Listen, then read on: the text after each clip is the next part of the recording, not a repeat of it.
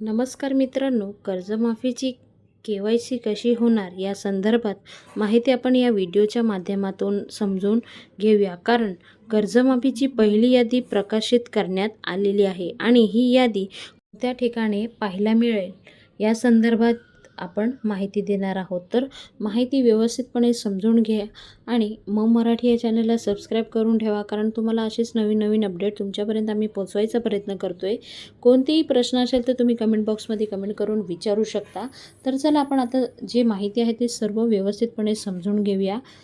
श्लोक अहल्यादेवी होळकर शेतकरी कर्जमुक्ती योजना 2026 कर्जमाफीचे लाभ मिळण्यासाठी बायोमेट्रिक आधार प्रमाणीकरण आणि ॲग्रिस्ट्रिक फार्मर ID तातडीने पूर्ण करा.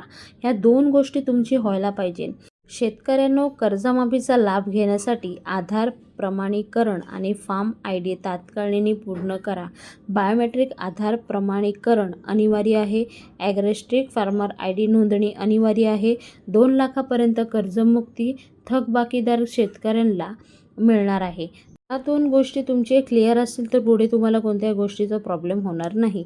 1 एप्रिल 2019 ते 31 मार्च 2026 दरम्यानचे कर्ज या कालावधीमध्ये घेतलेले अल्पमुदत पीक कर्जापैकी 30 सप्टेंबर 2025 पर्यंत थकबाकी या योजनेसाठी विचार घेतलेले जाईल.